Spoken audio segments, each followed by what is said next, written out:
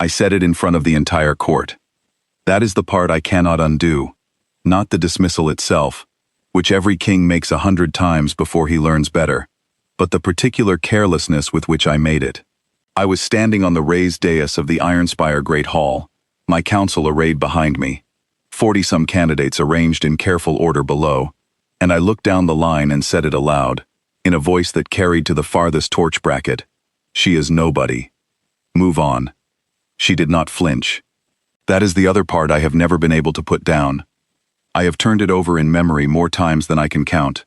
The autumn light through the high arched windows, the candle smoke hanging low, the rustle of the court drawing breath. And what I see every time is that she did not flinch. She stood exactly as she had stood a moment before, hands at her sides, chin level, eyes on some point past my shoulder, as though she had already accepted that the judgment was coming, and had decided, privately, that it would not move her. It moved everything else, in the end. It did not move her. Her name was Saren. She had come to Ironspire Hold as a ward of an elderly messenger lord who had no pack name of consequence, and had died 2 days into the journey north, leaving her to arrive alone and be logged in the record books under the heading, Unaffiliated, Ward, No Standing. My steward, Relic, had nearly turned her away at the gate. He had let her in because the old protocols of the autumn choosing rite required that any woman who presented herself before the close of the third bell be admitted, regardless of affiliation. It was a law written 400 years ago by a king who believed destiny was not the province of stewards. I had never thought much about that law until it ceased to be abstract. I had not thought much about Saren at all, which was exactly the point. The autumn choosing rite of Duskreach was not a frivolous ceremony. My council had been pressing me for 3 years to select a Luna. The hold needed an heir. The packs of the southern reaches were watching our succession, with the patient interest of wolves who smell a vacancy. And I was, as my first counselor Veth put it with the precision of a man who has nothing to lose by bluntness, not getting younger in the manner of kings who are permitted to be careless about it. I had heard all of this. I had agreed that the rite was necessary. What I had not expected was that destiny would use the occasion to correct me in front of 200 witnesses. The morning of the first rite day, I went through the introductions as the protocol demanded. Each candidate presented. A brief exchange. My wolf Kale noted, and consulted in the way of all Duskreach kings. Kale was old, enormous, and had not shown particular interest in any woman I'd been introduced to in the last decade. He sat through introductions with the patience of a stone, occasionally yawning. My counsel read this as indifference. I had begun to wonder if he was simply tired of the whole affair. When they brought Saren forward, she was near the end of the line, placed there by Rorik's instinct for hierarchy, which was impeccable and wrong in this instance. Kale did something he had not done in the entire morning. He lifted his head. I did not notice. I was looking at the record Rorik had handed me, which said, "No house, no standing, ward of the late Emeric of Fenbury," and I did not look up from it quickly enough to see what Kale was doing.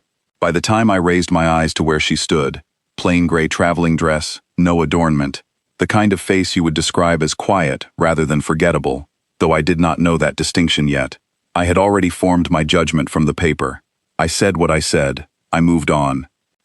Kale set his head back down, but his ears, I would learn later from my wolfkeeper Bran, had stayed forward for the rest of the morning. I did not learn this until the second day. By then, things had already begun. The first thing I noticed was the wolves. Ironspire Hold kept 47 pack wolves in the east courtyards, old animals, most of them, long bonded to the Hold's bloodline, not the fierce warriors of the border keeps but the deep-rooted ones, the ones that had been running these stones since my grandfather's grandfather. They were not unfriendly creatures, but they were selective. They chose their company with the considered deliberateness of animals who have been at this long enough to have opinions. They did not, as a rule, cluster around guests. On the morning of the second rite day, I came through the east arch on my way to the council chamber and found 7 of them gathered at the corner of the guest quarters corridor, sitting in a patient half-circle around nothing I could see. I stopped. "What in the moon's name?" I said, to no one in particular. Bran, who had been crossing the courtyard with a bucket, followed my gaze. "They've been there since first light," he said, in the tone of a man who finds this interesting rather than troubling. Since she came out to draw water. Since who came out? The ward girl. The unaffiliated one. He paused. Saren. I looked at the wolves. They were not agitated. They were not guarding. They were simply present, in the way that old wolves sit when they have decided that a particular place is worth attending to. Two of them were asleep. One was resting its enormous gray head on the stone threshold, and I had a sudden, disquieting sense that it was listening to something through the door. Send them back to the east yard, I said. I've tried, Brand said, twice. I went to the council chamber and said nothing about it, but I thought about it throughout the morning, which was not something I had expected to be doing. By evening, there were 11 of them. I told myself it was not significant. Pack wolves sometimes took to a guest. It had happened before, particularly with healers, with people who moved quietly and did not carry the sharp-edged energy of warriors. The woman moved quietly. That was all it was. The Moonseers complicated this theory on the third morning. There were 3 Moonseers attached to Ironspire Hold, male, the eldest, who had served my father and his father before him, Petra, who was sharp-tongued and reliable, and old Corvin, who was so ancient that he no longer troubled himself with anything he considered below the threshold of genuine significance. They were not, as a group, easily impressed. They had watched 11 Rite seasons come and go without stirring to comment. When I came to the High Chamber for the morning briefing on the third day, and found all 3 of them already there, seated and waiting, I felt the first real prickle of attention run up the back of my neck. You've seen the wolves, Mael said, without preamble. I've seen the wolves, I said. It's not unprecedented. 14 now, Petra said, as of dawn, and Corvin. The relic chamber door is ajar, Corvin said. He said it with the flat certainty of a man who has not bothered with alarm in 70 years. I turned to look at him. That door has been sealed for 2 generations. It has, he agreed. The seal stone requires moonblood to open. We have not had a woman of that bloodline at Ironspire since your grandmother's time. He paused, looking at the middle distance in the way of very old men who are seeing 2 things at once. We have one now. The hold had a legend. All old wolf holds have legends, and this one was older than most, and I had always treated it with the respectful skepticism of a man who has read too many histories to believe everything in them. The first Luna of Duskreach, 400 years back, had carried what the old records called the Moon's Gift, the ability to speak to wolves in their own language, not in metaphor, but in the actual tongue of the pack, the deep resonant communication that most humans receive only as impression and instinct. The gift had appeared in the bloodline twice since, briefly, quietly, and had been bound to the hold's fortunes in the old records in terms that my council called poetic, and I had always privately suspected were not. The relic chamber held the stone of the first Luna, a flat piece of dark moon rock set in a silver ring frame, kept in a sealed alcove, the door locked by an ancient mechanism that the Moonseers said would only respond to the moon blood. It had not opened since my grandmother's hand had last rested on it, 40 years before I was born. It was ajar, and a woman who had arrived at my hold with nothing but a dead messenger's letter of introduction was the only new presence in the building. I went to find her. She was in the east courtyard. I had expected to find her in her room, or perhaps attempting to make herself useful in the way that guests without standing sometimes did, attaching themselves to kitchen work, or to the care of the young wolves to justify their presence. She was not doing any of that. She was sitting on the low stone bench near the eastern well, and she was utterly still, and around her. I stopped in the archway and counted. There were 19 wolves. Not gathered, not circling, resting, scattered around her in the loose, comfortable arrangement of animals that have come home. She was not touching any of them. She was not performing anything. She had her hands folded in her lap and her face turned toward the pale autumn sun, and the wolves around her were simply breathing, in the particular slow way that old pack animals breathe when they feel entirely safe. I watched for longer than I meant to. There was a quality to the scene that I did not have a word for. Not magic exactly, or not the magic of spectacle, more the magic of recognition, as though the wolves and the woman had arrived at an agreement about one another that had nothing to do with either effort or decision, the way a river finds its course through stone, not made. Simply true. You could come out of the archway, she said, without turning her head. I came out of the archway. Several of the wolves looked up at my approach, acknowledged me with the easy tolerance of animals that regard me as known quantity, and then went back to their apparent communion with the morning air. One of them, Old Ran, 20 years old, the oldest wolf in the hold, gray-muzzled and slow-moving in recent seasons in a way that had begun to concern Bran, raised his enormous head and then laid it across her knee. She put her hand on his neck with the naturalness of long habit, though she had been in the hold for 3 days. I sat down on the far end of the bench. "The door to the relic chamber is open," I said. "I know," she said. "I'm sorry. I didn't mean to. I was looking for the well in the night, and I went down the wrong corridor. And the door was already... I think it recognized something." She paused. "I don't know how to explain that." "Did you touch the stone?" She turned to look at me then, for the first time directly. Her eyes were the particular gray of early morning light on stone, clear and considered, and she looked at me as though she were turning the question over carefully before answering it, not from evasion, but from honesty, as though she wanted to tell me the exact truth, and was finding the right shape for it. "Not on purpose," she said. I put my hand on the alcove to steady myself. The stone was there. It lit. She was quiet a moment. It was warm. I put my hand back, and it lit again. I don't know what that means. I looked at her. I thought about what I had said on the dais. I thought about Kale lifting his head, which I had missed. "I said you were nobody," I said. "You did," she agreed. "I was looking at the record sheet." "I know." She said it without reproach, without bitterness. She said it the way one states a simple fact that has ceased to require feeling attached to it. Most people look at the record sheet. Something in my chest shifted at that. Not the bond, not yet, though I would recognize it later as its earliest movement. More the particular feeling of a man who has been wrong about something important, and has only just come to understand how long the wrongness has been sitting in the room with him. I cleared my throat. "The Moonseers want to run the relic test," I said. "Formally. At the evening rite." She was quiet for a moment. Old Ran's tail moved slowly against her leg. "Will I have a choice about that?" she asked. "Yes," I said. "And I meant it. You'll always have a choice about what happens here. That's one thing I can promise you, whatever the stone says." She looked at me for another moment with those steady gray eyes. Then she said, "All right, I'll do it." I went back to the council chamber, sat down at the head of the long table, and told my council what was happening. Beth stared at me. The others were quiet in the various ways of people who are recalibrating their assumptions at speed. "The unaffiliated ward," Beth said. "Yes." "The one you said was..." "Yes," I said. "I know what I said."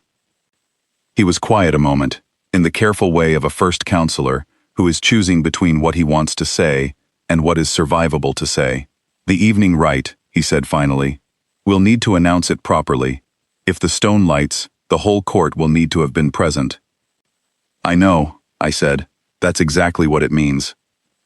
The truth was that I did not fully understand what it meant, or what I wanted it to mean, or why the idea of the whole court being present felt, all at once, like something I needed, rather than something I feared. I was thinking about a woman who sat still in the morning light, with 19 old wolves around her, as though she had always lived there, who had answered, "I know," to the worst thing I could have said without cruelty. I was thinking about Kale lifting his head, and me not noticing. I did not see her again until the evening rite. The great hall at the evening rite was full. Word had moved the way word always moves in a hold, by some alchemy of whisper and instinct, and by the time the candles were lit and the high doors opened, the hall held not just the right candidates and the council, but what appeared to be a significant portion of everyone currently at Ironspire, who had legs, and a reason to be curious, which was most of them. My council stood in their formal positions to my right. The Moonseers were at the far end of the hall, flanking the dark standing stone that served as the rite's focal point, and beside the stone, brought up from the sealed chamber by mail, with a care that told me how old and significant it actually was, the relic, the moon rock, the stone of the first Luna of Duskreach, set in its silver ring frame, sitting now on a low table in the candlelight, looking like exactly what it was, something that had been waiting a very long time. I stood at the dais. I looked out over the hall. And then, because it had been written into the rights protocol 400 years ago by the same king who had written the law about admitting all candidates. I said the words that opened the test. The stone of the first Luna knows the moon's blood, I said, as it has always known it. Let those who wish to offer their hand come forward. The stone answers, or it does not. There is no persuasion and no error. The candidates came forward in the order of their standing. It took a long time. The stone sat through each hand placed on it in the silence of an object with no interest in performing patience. It did not light. It did not stir. It sat as it had sat for 40 years, cold and still, the silver of its frame going amber in the candlelight, a beautiful inert thing. Saren came last. She had been standing to the left of the hall, near the outer wall, in the same gray dress. She had no escort. Several of the pack wolves, 6 of them, had come into the hall through the side door that the wolf keeper used, which was not protocol, but Bran had apparently decided not to argue with them. They had arranged themselves at the far edge of the hall's clear space in a loose arc, watching with the focused stillness of animals that know something is about to happen. Mael gestured her forward. She came, the same walk I had watched all day, the same unhurried, unperforming quietness, as though she were crossing a room rather than a hall of 200 people who had come specifically to watch her. She reached the table. She looked at the stone for a moment. Then she placed her right hand on it. The light came up through the rock like dawn.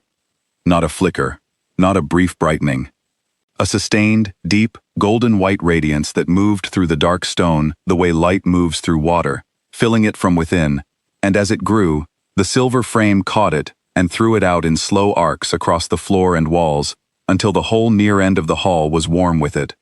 It was not alarming. That was the thing that struck me standing on the dais. It was not alarming, not cold, not dramatic in the way of theatrical magic. It was warm and steady, and it felt, in some way I could not articulate, like recognition, like something saying, "There you are." The hall was entirely silent. The 6 wolves by the wall went down. Not in the loose sprawl of animals settling for comfort, but in the precise, formal fold of pack wolves performing the oldest gesture of acknowledgement in the Duskreach tradition. Front legs extended, heads level, the posture that the old records called the bow of the blood, given only to the Luna of the moon's line. I had seen it depicted in the tapestries in the high gallery. I had never seen it performed by a living wolf.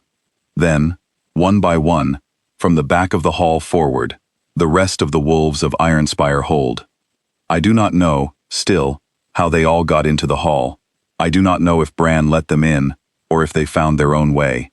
What I know is that they came through the doors and the side passages in the silent, purposeful way of animals, responding to something older than any training, and they went down, each one, in the bow of the blood, until there were 38 wolves prostrate on the stones of the great hall of Ironspire, in the golden light of a relic that had been dark for 40 years.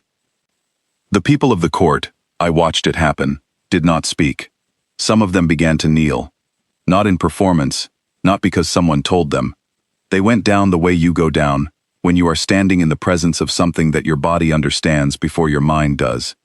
It moved through the hall in a slow wave, from the back to the front, candidates and counselors and stewards and retainers, until the floor of the hall held 200 people bowing to a woman in a gray dress, who was standing with her hand on a stone she had touched by accident in the night. She was looking at her own hand. She had not moved. The light from the stone was steady and warm around her fingers, and her face in it was entirely still. Not triumphant, not frightened, not performing anything. She looked like someone who has just been told something enormous and is very quietly deciding what to do with it. I came down from the dais. Veth said something behind me. I did not hear it. I was aware of crossing the floor, of the sound of my boots on the stone, of the light growing as I approached, of the wolves' eyes on me as I passed through their bowed rows, and I was aware that everything I had said in this hall 3 days ago was now in the room with me, and visible to everyone in it, and that there was nothing to be done about that, except to walk toward what I had been wrong about and say so. I stopped in front of her. She raised her eyes from the stone to my face. I told this court you were nobody, I said. I did not say it quietly. I said it at the volume of a man who knows that the words need to travel to every corner of the room, because they were said at that volume the first time, and the correction owes the same reach. I was looking at a record sheet, and I was in a hurry, and I was wrong. I paused. I am sorry. She looked at me for a moment. The light from the relic made her eyes look the color of moonstone, pale and deep at once. You are apologizing in front of your entire court, she said. It seemed appropriate, I said, given the audience. Something moved in her expression. Not quite a smile, but the precursor of one. The slight softening around the eyes that comes before the smile decides to appear. That's surprisingly decent of you, she said. I'm having a fairly educational week, I said. The precursor became the smile. It was not a large smile. It did not require to be. It was the smile of a woman who has been called nobody by a king, and has been patient about it, and is now watching the situation correct itself with what I could only read as quiet, private satisfaction, held lightly. I was aware, in that moment, of Kale. He had come in with the others. I felt it before I saw it, a warmth at my left side, a presence that had been absent in the way that very familiar things are absent when you stop noticing them, now returned at a depth that made my breath stop for a moment. Kale was beside me. He was down in the bow of the blood, and through the bond that existed between a Duskreach king and his wolf, ancient, deep, not words but something older, I felt what he felt, which was something I could only describe as, finally. The relic was still lit. Its warmth was steady and unhurried, the light of something that had waited a long time and was now entirely without urgency, because the waiting was over. I had been a king for 11 years. I had sat through more ceremonies than I could count. I had made decisions in this hall that had changed the shape of the North, that had ended conflicts and begun alliances, and redirected the fortunes of pacts I had never seen. I knew what it was to stand in a charged moment and feel the weight of what was required. I did not know what this was. I knew only that it was larger than any of those moments, and that it required nothing from me except to stop performing everything else and simply be present in it. I went down on one knee. Not the formal bow, not the king's gesture, the kneel of a man who is not performing sovereignty, who is simply, and this was the word that came to me in the moment, the only word that fit, asking. I don't know your full story, I said. I'd like to. I'd like a great deal of time to understand what you are, who you are, what this, I gestured, slightly helplessly, at the lit relic, the bowed wolves, the kneeling court, means to you, and what it would cost you. I paused. The stone says what it says. My wolf says what he says. But what matters to me, right now, is what you say. What do you want, Saren? She was quiet for a moment. The hall was so still that I could hear the candle flames. I want to know if this place is kind, she said. I've been in unkind places. She looked at me steadily. I want to know if the people here are worth trusting. That's a fair question, I said, and I can't answer it in a single night, but I can tell you that I intend, from this moment, to give you every opportunity to find out. I met her eyes. I would ask you to stay, as my guest, first, not as anything more until you choose it. You would have your own wing, your own people, full freedom to go, if you find the answer unsatisfying. I would not rush you or press you. I paused. The stone can light forever as far as I'm concerned. The only light I care about is whether you want to be here. She looked at me for a long moment. Then she looked around the hall, at the wolves, at the kneeling court, at the warm golden light still rising steadily from the rock beneath her hand. She looked at old Ran, who had come in with the others, and was lying prostrate 3 feet from her, one enormous ear tilted in her direction, with the patient alertness of a wolf who is trying not to be conspicuous about how closely he is attending. She looked back at me. The old wolf, she said. Rannan, he's in pain. His left hip. She said it simply, as a fact, the way she'd said everything. I noticed it yesterday. I'd like to look at it, if he'll let me. He'll let you, I said. There was no question in my mind about this. Then yes, she said. I'll stay. She paused. For now, we'll see about the rest. I rose from my knee. I offered her my hand, not to claim, not to declare, simply to bring her out of the circle of the stone's light and into the room as herself, a woman who had arrived with nothing and had been given back everything she actually was. She took it. Her hand in mine was warm, and the bond, which had been building in me since the morning of the second day without my conscious knowledge, the way a tide builds before you see the water move, closed into something I could feel in every breath, a certainty, not sharp but deep, as sure as the ground under a king's hold. The hall was still kneeling. I looked out over it, the faces of my court, my council, the candidates, the retainers, all of them with their heads bowed in the golden light, and I thought about what it would mean to run a hold like this, a north like this, with a woman beside me who could sit still in the morning, with wolves around her, and make an old moonstone remember what it was built to recognize. I thought about Veth's expression, which I could see from here, and which was the expression of a first counselor who is revising a very significant number of assumptions simultaneously and finds it more satisfying than he expected. I thought about the record sheet I had been holding. Ward, no standing. No affiliation. Nobody. I thought, I am going to be explaining this to my grandchildren someday, and the only part that will make them laugh is the part where their grandfather stood on a dais and said the wrong thing out loud with such absolute confidence. Good. That part should make them laugh. He deserves it. Rise, I said, to the hall. My voice came out steadier than I felt. The relic has spoken. The moonblood has been named. Duskreach has its Luna, if she will have it, in her own time, on her own terms. I looked at Saren. The rest is hers to decide. The court rose. The sound of 200 people getting to their feet in a stone hall is a particular sound. A rush of breath and fabric, and the settle of bodies regaining their standing, and it moved through the hall like a tide returning.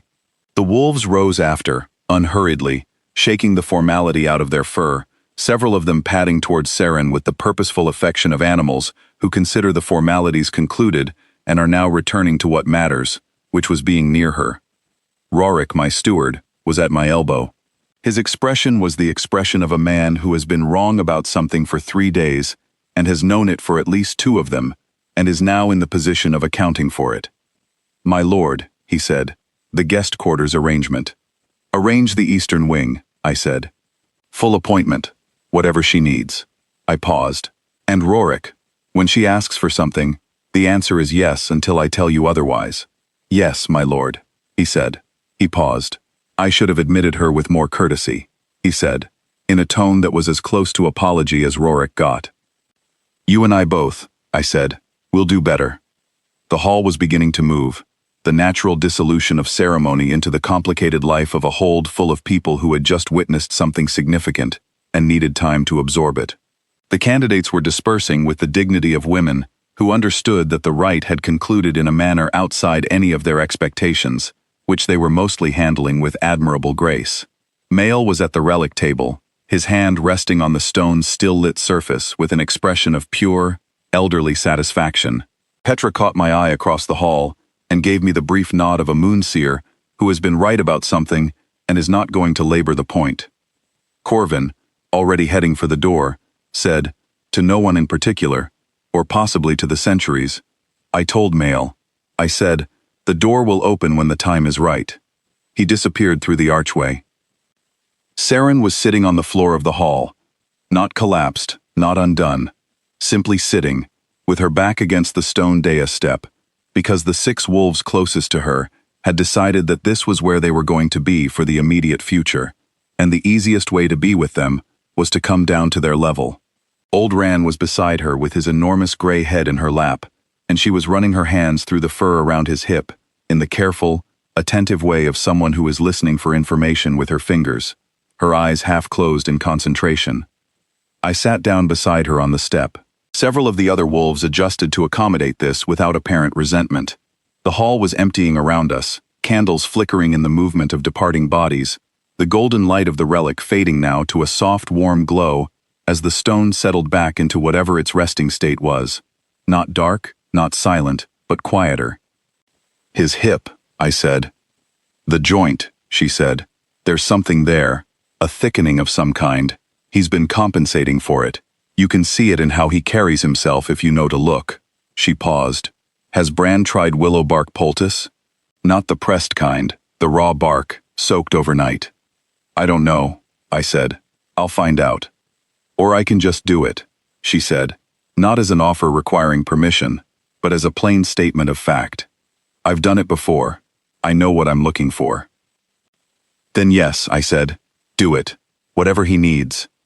She was quiet for a moment, still working at Rand's hip. The old wolf's breathing had slowed and deepened in the way of animals experiencing relief. You apologized in front of your court, she said again. I said. Most kings don't do that. Most kings aren't corrected by their own relic and 40 wolves in front of 200 witnesses, I said. It clarifies the situation. She made a sound that was halfway to a laugh. It was the first time I had heard her laugh, even the edge of it, and it was a warm sound, unguarded, the laugh of a woman who has spent so long being careful that an unguarded moment surprises even her. I wanted to hear it again. I filed this away. I didn't know, she said, after a moment, any of it. I didn't come here knowing what I was. My guardian, Emmerich, he never said. She looked down at Ran. I thought I was just someone who was good with animals. I thought it was nothing special. It's not nothing special, I said. No, she agreed quietly. I'm beginning to understand that. We sat in the diminishing candlelight while Ran breathed in relief under her hands, and the hold settled around us into its night sounds. The distant call of the watch, the low conversation of wolves in the courtyards, the particular deep quiet of a stone building that has stood long enough to have its own voice. I was aware of Kale at my back, warm and present in the way he had not been in months, the bond between us carrying something that felt like satisfaction, like a wolf who has been waiting for his king to do the right thing, and has finally, with some patience, seen it accomplished. You said you want to know if this place is kind, I said. I did. It isn't always, I said. I'm not always. I have made a great many mistakes in this hall over 11 years, and some of them were smaller than tonight's, and some of them were larger. I looked at the relic, still faintly lit, the silver frame catching the last of the candle warmth. I will make more. I can't promise you perfect. I can promise you honest, and I can promise you that when I am wrong, I will say so, in front of whoever needs to hear it. She looked at me. That's a more useful promise than most, she said. I've had a few days to think about what's actually worth promising, I said. She looked at me for another moment with those clear gray eyes, and I had the sense, not for the first time, of being looked at by someone who did not manage impressions, who simply looked and took in what was there and formed a judgment from the actual material. It was, I was finding, an extraordinary feeling. Most people in positions like mine never experienced it. They experienced the judgment of what you represent, what you control, what you can offer. She was looking at me. Ask me again in a month, she said, whether I'll stay as anything more than a guest. Yes, I said. And the month after that, if that's what it takes. Good, she said. And there was a finality to it. Not the finality of a door closing, but the finality of a door opening. The moment when a threshold is crossed, and both people on either side of it know that the situation has changed permanently, and are choosing to move forward anyway. Ran sighed, a long, deep exhalation of a wolf whose pain has been attended to, and who is now entirely content to spend the rest of the evening exactly where he is. Saren laughed again, fully this time, and put her forehead against his gray fur, and Kale pressed his enormous side against mine, and outside in the east courtyard, the wolves of Ironspire were running. I could hear them, the low thunder of their paws on stone and ground, the particular sound of a pack in motion, not hunting, not alarmed, simply running for the pure fact of running, the way pack animals sometimes do when something long held back has been released. Veth found me there an hour later. He stood in the archway, took in the scene, his king on the floor of the great hall, a woman in a gray dress with her arm around a ancient wolf, 6 other wolves arranged in the comfortable sprawl of animals that have been somewhere long enough to feel it's theirs, and said, in the dry tone of a first counselor who has revised all his assumptions and arrived at a new position, the paperwork for the guest designation is going to take some creative recategorization. Handle it, I said. I thought you'd say that, he said. He looked at Saren. My lady, he said, and his tone carried in it everything he had not said all week. The recalibration, the recognition, the particular acknowledgement of a man who has been watching a situation from the wrong angle, and has turned, and found that the view is entirely different. "Welcome to Ironspire." She looked at him with the same level regard she gave everyone. "Thank you," she said. And then, the wolves in the south yard, the two younger ones, the dark pair, they're siblings. They should be kennelled together.